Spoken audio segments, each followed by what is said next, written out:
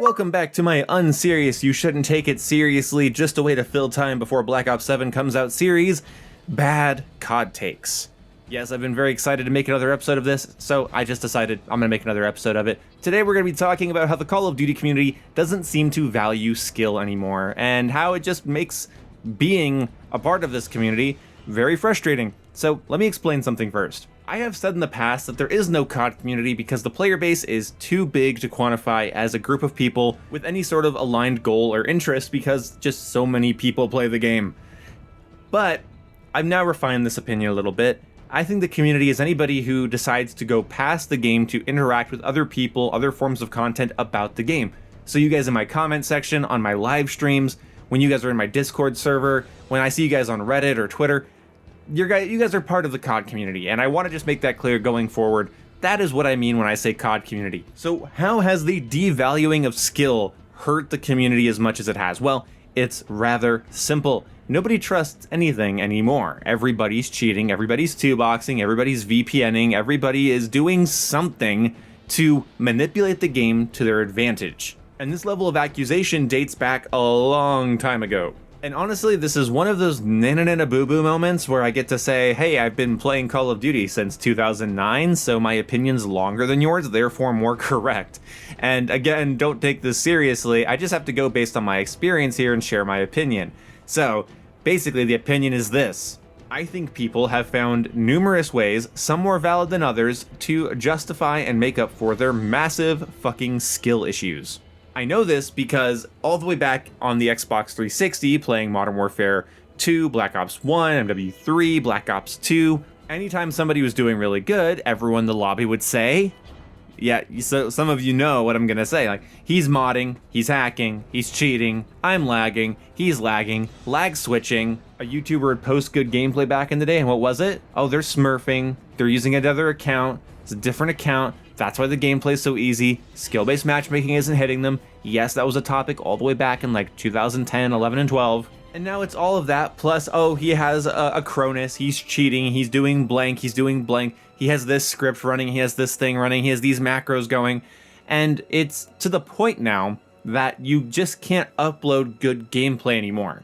Like, if you go and get a 6-on with a sniper rifle, well, those guys are playing with their feet. And there's just so many things about this. First of all, everyone getting their ass kicked looks like they're playing with their feet. From a third-person perspective, somebody who's just not playing well, or making bad decisions, or their aim is off, looks like a bot, looks like a noob. That does not in any way mean that they are, that's what it looks like when you're getting clobbered. And I feel like a lot of that misunderstanding comes from not watching competitive COD, which is something I've been doing since 2012. When you watch competitive COD gameplay, you can really see just how the tables can be turned at any moment. Everything can be taken from you at any moment.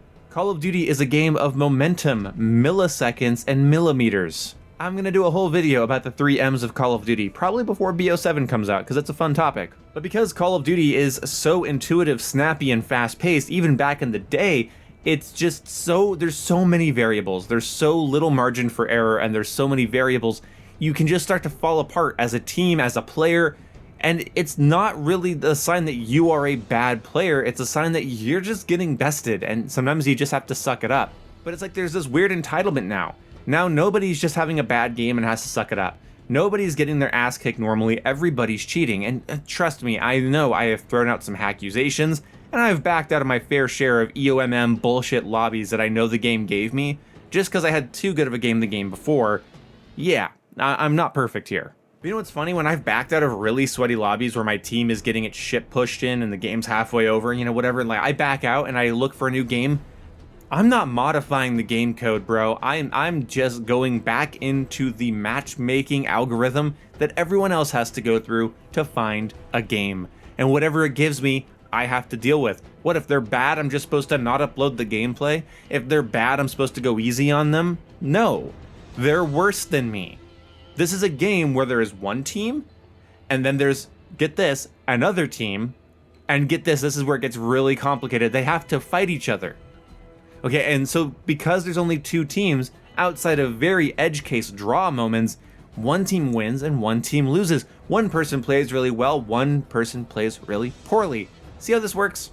Call of Duty is oxymoronic. For every person having a really good game, that means that somebody's having a less good game. They're having less fun. It must be a nightmare to develop FPS games because you're developing a product that 50% of the time, your player base is gonna go, oh god, fuck this game. And the other half is like, hey, yeah, I'm a god right now. But players and content creators and streamers and pro players are deflated immediately by everybody pointing out their lobby quality, their enemy quality, blah, blah, blah, blah, blah. It's cause you have aim assist, it's cause you're cheating, it's cause you're playing with a full team.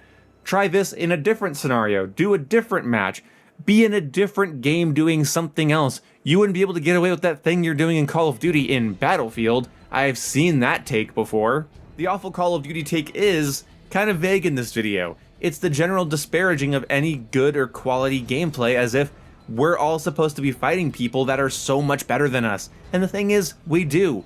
Often, streamers, content creators, YouTubers, people that just post clips, your average Joe, they go through really hard games, but especially if they're an entertainer, when they get into an easier lobby, they're gonna try to do their best. And again, if they're an entertainer, of course, because their mentality is to entertain, to provide content. I want to show you guys 70 elimination gameplays, not 30 elimination gameplays. I want to show you guys games where I, barely scratched out a win against really hard enemies, not a game where I got ping-ponged around my spawns forever and was respawning more than I was shooting. And this is something that the Call of Duty player base hasn't been able to understand, and I think it's due to the casual nature of CoD. I mean, I see this with a lot of other shooters, to be fair, but we're focusing on CoD in this video. The casual general nature of the game lends itself to these types of people that don't understand what good gameplay looks like on both ends of the engagement. When I was a wee lad, I would watch gameplay from really good content creators, really good players. I'd watch Scump and Nadeshot, Crim6, Formal, big Optic fan, sorry. I'd watch Level Cap in Matimio. I would watch these content creators in Battlefield and CoD. Speaking of Formal, I'd watch him play Halo, and I'm just like, these enemies look so terrible compared to them, You watch like Mint Blitz on YouTube and you think like, wow, his enemies are just really bad. But if you actually know the game, that's not the case. But when I was a kid, I thought that was the case. They were getting lucky. I get melted immediately, they get lucky lobbies. Not paying attention to the fact that their situational awareness is better, their positioning is better, their teamwork is better, their loadouts are better, their timing is better, they have more practice than I do. And it's like, if your job, even just part-time, is to make YouTube content about a game that essentially revolves around one team beating the other team, that should probably be something you prioritize. Practicing, getting better, and being able to know what good positioning is. Like, that's a huge one. You see people that are like, wow, your enemies didn't even shoot back. But look at where they're standing. Look at how they're utilizing cover. What is their loadout? What perks are they using? What gun are they using? How are they playing to take them out before they can even start shooting back? How are they playing? What are the elements happening in the gameplay? Okay, that 6 kill feed was really impressive. What happened before it? Did they maybe get some kills around the map, manipulate and flank the spawn, and then hold a choke point where they would most likely be coming from? That sounds like skill to me. That sounds like game sense. It's not easy, it's not lucky, and by the way, fuck you. If you hop into a lobby in a matchmaking centered game, where regardless of open matchmaking or engagement optimized matchmaking, you don't get to decide where it puts you. If you make the best out of the match it puts you in, yeah, that's gonna look different depending on how good or how bad your enemies are. Acting like you found something out because you just noticed that the people that I'm playing against don't look as good as me? Well, yeah. Do you think maybe that's why my gameplay looks better than yours? Is that maybe in this piece of recorded gameplay, this 10-minute section of a 4-hour play session, was me maybe going up against people that weren't as good as me and allowed me to fully just hit the top end of my skill? It allowed me to get away with some things that other players wouldn't let me get away with? Maybe, just perhaps maybe? This over-scrutinizing of everyone's gameplay. That enemy looks bad, your aim assist looks sus, did you have like some weird hack going on, are you using some weird equalizer to hear footsteps better? I know that stuff exists, and I know that I don't play with crossplay on because the amount of people on PC that seemingly track me through walls and aim at walls that I'm behind that they have no reason to know I'm behind is upsetting. I've had people just aim at a wall I'm behind and sort of wiggle and shake their mouse or analog stick. And the moment I start to come around the corner, they're already firing when I have Ghost on, I have Ninja on, there's no UAV up anyway, there's no reason for them to know I'm behind that wall, and I'm like, yeah, that's bullshit, I hate that. But on Twitter, just seeing somebody post like, I don't know, getting like a 5 on with a sniper rifle in Black Ops 6, and just all of the comments are negative. Oh, I would try to do that, but everybody in my lobby shoots back. Yeah, go play in traffic then. Do you think that guy gets a 5 on every match? No, they clipped that segment of their gameplay because it was impressive. Call of Duty is not about being the best. Call of Duty is not about always being better than everyone all the time. Call of Duty is about optimization and those matches where everything comes together. And that's what content creators are showing you. And that's what people that maybe they're not content creators or pro players or streamers, they just want to share clips of their good gameplay because it excited them when they got the good gameplay. That's when everything came together for them. Now, if you have evidence of cheating, if you can prove that somebody's aim assist was moving when their feet weren't moving, or you can prove that they had some sort of wall hack they just turned off before the clip started. If you look in their montages and you see that they're always playing with the same person and the enemies seem really bad, maybe they're 2-boxing, who knows? If they always have a different username throughout their clips, then yeah, maybe they're making new profiles to get better gameplay that the skill-based matchmaking hasn't caught on to yet. And you can point that out if that's your prerogative, for sure.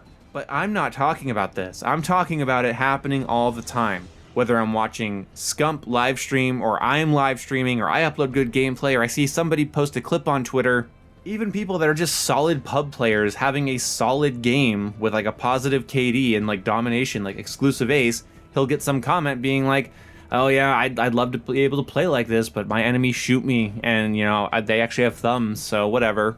Yeah, skill-based matchmaking is totally just giving you super hard enemies all the time, and I'm sure if that wasn't the case, then it's because they're hacking, and if that wasn't the case, it's because you were lagging, and I'm sure if that wasn't the case, they're just no lives and losers and unshowered, and you actually have like a wife and a partner and a job that pays a lot, and that's why you're shit at COD, right? Like, I don't know, I've just seen this so consistently since I was like a young teenager that it's like, you know what, this is warranting its own video. At this point, it's warranting its own video.